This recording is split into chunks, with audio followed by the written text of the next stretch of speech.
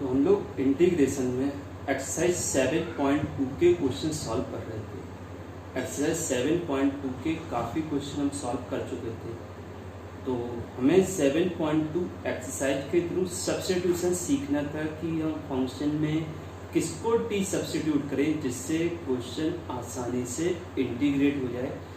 तो इसके लिए आपको काफ़ी प्रैक्टिस करना पड़ता है। काफ़ी क्वेश्चन सॉल्व करोगे, जब सॉल्व करोगे काफ़ी क्वेश्चन तो आपको ऑटोमेटिक आइडिया लग जाएगा, क्लिक होने लगेगा कि हम किस फंक्शन को टी सब्स्टिट्यूट करें जिससे फंक्शन आसानी से इंटीग्रेट हो जाए। अब इसी चैप्टर में 7.2 के आगे के क्वेश्चन सॉल्व करना सीखते हैं। ठीक है, तो हमने 7.2 में कहाँ तक सॉल्व करना सीखा था?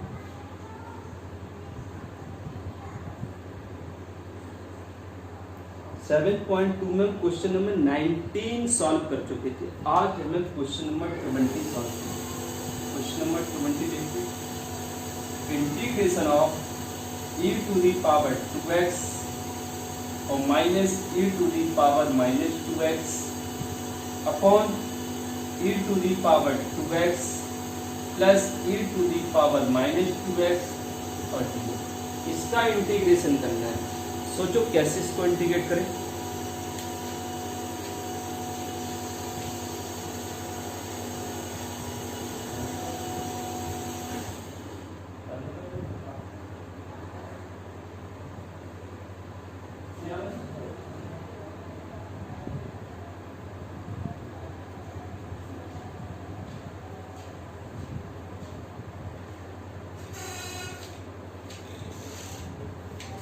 इसको इंटीग्रेट करने के लिए कुछ क्लिक किया, किसको टी सब्स्टिट्यूट करेंगे? तो जो अपॉन में उसको टी सब्स्टिट्यूट कर दो। e to the power x plus e to the power minus 2x equal to t. क्योंकि अपॉन देखो 4-5 पॉइंट को याद रखना है जिसके बेसिस पर हम आइडिया लगा सकते हैं।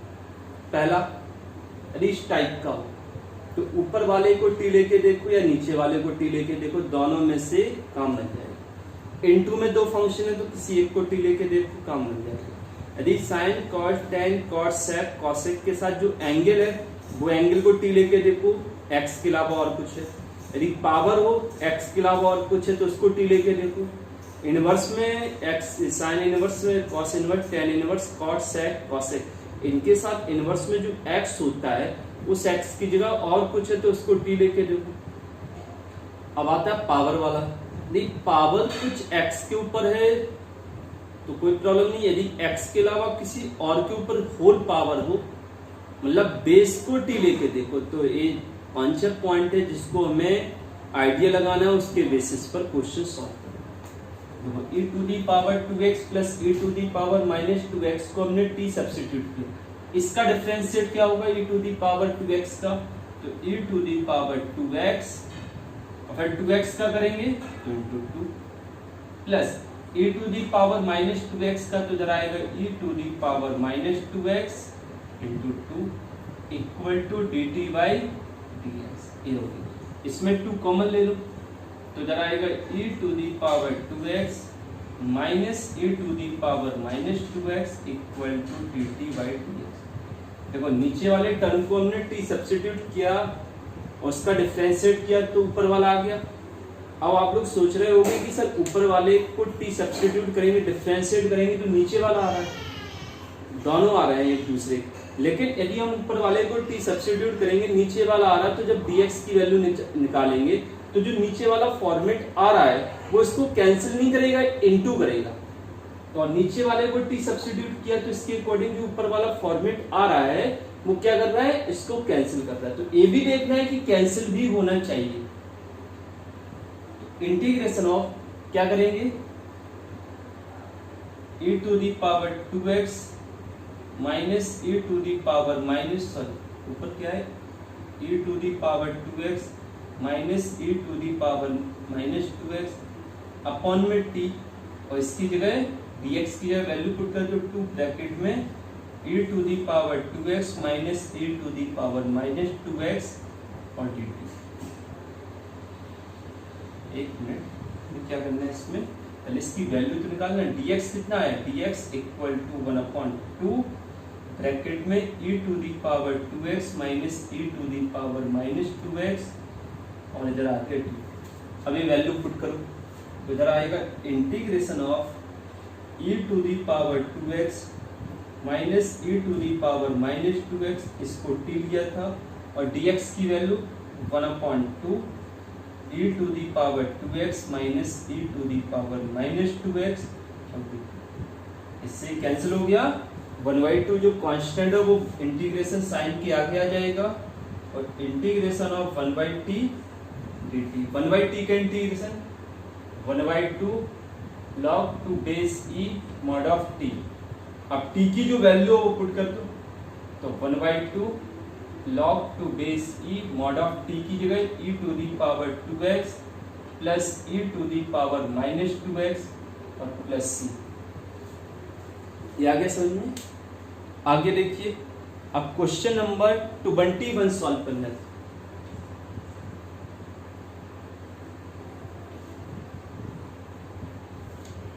क्वेश्चन नंबर 21 है, क्या है 21? देखिए, इंटीग्रेशन ऑफ tan स्क्वायर और ब्रैकेट में 2x माइनस 3। तो हमने कोई भी tan स्क्वायर वाला इंटीग्रेशन नहीं सीखा, मतलब tan square ax plus b वाला। तो tan square ax plus b का कोई भी इंटीग्रेशन का फॉर्मूला हमने नहीं सीखा, क्योंकि हमारे पास जो इंटीग्रेशन का फॉर्मूला है वो किसका है? sec स्क्वायर x का। tan स्क्वायर वाले फॉर्मेट में नहीं है, बट इसको हम कर सकते हैं। ये याद रखना, जब भी किसी क्वेश्चन में tan स्क्वायर x का इंटीग्रेशन आए तो tan स्क्वायर x होता है sec square x, sec square x होता है tan स्क्वायर x और प्लस 1। तो इसकी हेल्प से tan स्क्वायर की वैल्यू हम फाइंड करेंगे, tan square equal to sec square x minus 1।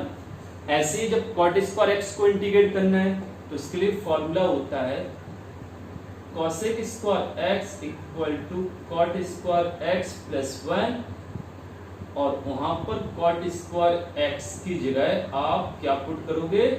cosec square x minus 1। समझ में आ गया? अब इसे सॉल्व करो। तो integration of tan square 2x minus 3 को लिखेंगे sec स्क्वायर 2x माइनस 3 और माइनस 1। अब दोनों को सेपरेट इंटीग्रेशन कर देंगे, तो integration of sec square 2x minus 1 और dx और माइनस इंटीग्रेशन ऑफ 1 dx। तो इसका इंटीग्रेशन हमें आता है, तो sec square ax plus b का इंटीग्रेशन क्या होता है? sec स्क्वायर x का है, एक sec square ax plus b। तो यहाँ पर sec square ax plus b के अकॉर्डिंग हमें इंटीग्रेट करना है। तो sec square ax plus b का इंटीग्रेशन क्या होगा? tan ax plus b upon x की कोफिशिएंट का डिवाइड, माइनस 1 का इंटीग्रेशन x प्लस c। आगे समझने? आगे देखिए,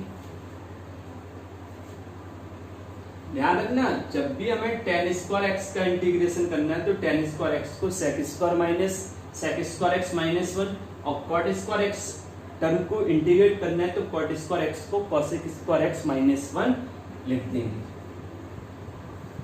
आगे देखिए, इंटीग्रेशन ऑफ इसका क्वेश्चन नंबर 22 देखिए, integration of sec square 7 minus 4x। तो यहाँ पर sec स्क्वायर 7 माइनस 4x को इंटीग्रेट करना है, तो हमारे पास sec स्क्वायर की फॉर्म में फॉर्मूला है। कौन सा है? sec square ax plus b। तो हमने सीखा था ax वाला टर्म पहले हो या बाद में हो? b पहले हो या बाद में हो, मतलब फॉर्मेट आपका ax प्लस b वाला हो, और b वाला टर्म हो अदरवाइज ना हो, ओनली ax वाला हो तो वो भी ax के अकॉर्डिंग हो। तो यहाँ पर formula sec square ax plus b के अकॉर्डिंग। तो sec square ax plus b का इंटीग्रेशन क्या होता है? tan ax प्लस b और x के कोफिशिएंट का डिवाइड।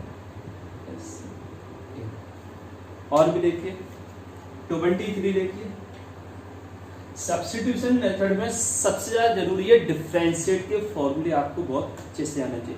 यदि हमें डिफरेंशिएट के फॉर्मूले याद हैं तो आपको अपने आप आइडिया लगेगा कि किस टर्म को डिफरेंशिएट करें जिससे सेकंड वाला फंक्शन आ जाए, ठीक है ना। तो 23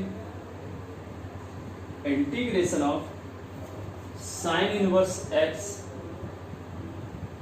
और रूट ओवर 1 माइनस। देखो ये आसान क्वेश्चन है, सीधा सीधा लिख रहा है।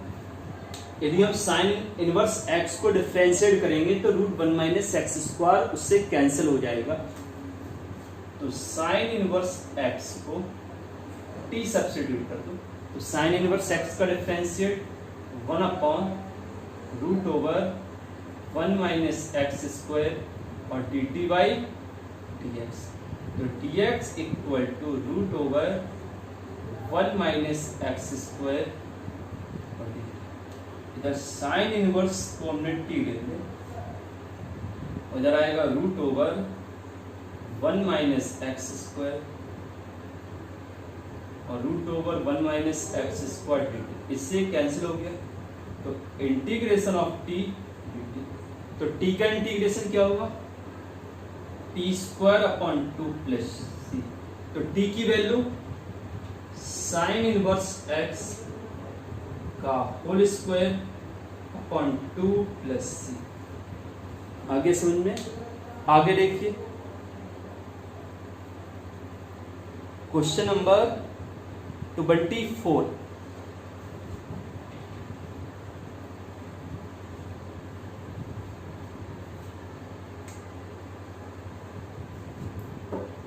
क्वेश्चन है इंटीग्रेशन ऑफ 2 cos x और minus 3 sin x upon 6 cos x और प्लस 4 sin x। इसको हमें इंटीग्रेट करना है, तो इसमें भी हमें देखना है किसको t सब्स्टिट्यूट करें। अच्छा, अपॉन वाले में 2 कॉमन आ रहा है, तो 2 कॉमन ले लो, तो 2 cos x minus 3 sin x और अपॉन वाले में 2 कॉमन, तो क्या आएगा 3 cos x plus 2 sin x। अब देखो इस क्वेश्चन में यदि हम नीचे वाले फॉर्मेट को t सब्स्टिट्यूट करेंगे और उसका जब डिफरेंशिएट करेंगे तो ऊपर वाला पूरा ही फॉर्मेट आ जाएगा। तो हम क्या करेंगे, 3 cos x plus 2 sin x को हम t सब्स्टिट्यूट, तो 3 cos x का differentiate 3 minus sin x plus 2 sin x का cos x और t का dt बाई, तो क्या आ गया dx equal to 1 upon 2 cos x plus वाला पहले लिख दिया और माइनस 3 sin x। अब इसे सॉल्व कर तो वैल्यू पुट करो, तो इंटीग्रेशन, तो इधर 2 cos x minus 3 sin x और इसकी जगह 2 इधर t लिखेंगे और इनटू dx की वैल्यू कितनी निकाली है, 1 upon 2 cos x minus 3 sin x और dt, ठीक है। इससे कैंसिल हो गया, तो 1/2 बाहर ले लो, इंटीग्रेशन ऑफ 1/t dt, तो 1/t का integration 1/2 log to base e और t, तो t की जगह वैल्यू ये हमने किसकी जगह लिया था, 3 cos x प्लस 2 प्लस, आगे समझ में। इस तरीके से हम सब्स्टिट्यूशन करना सीख रहे हैं। बस ये आइडिया लगाना है कि हमें फंक्शन को इंटीग्रेट करने के लिए किसको t सब्स्टिट्यूट करेंगे और t सब्स्टिट्यूट करने के बाद उसका जो डिफरेंशिएट करने के बाद जो आउटपुट आएगा वो आउटपुट रिमेनिंग x वाले फॉर्मेट को कैंसिल कर सके। मतलब सब्स्टिट्यूट करने के बाद जो हमारे पास लास्ट में रिजल्ट आता है वो t की फॉर्म में आएगा, उसमें x वाला टर्म नहीं होना चाहिए। यदि एक्स वाला टर्म रिमेनिंग रह रहा तो कहीं ना कहीं आप लोग मिस्टेक कर रहे हैं, ठीक है ना। आगे के क्वेश्चन आप लोग प्रैक्टिस करें।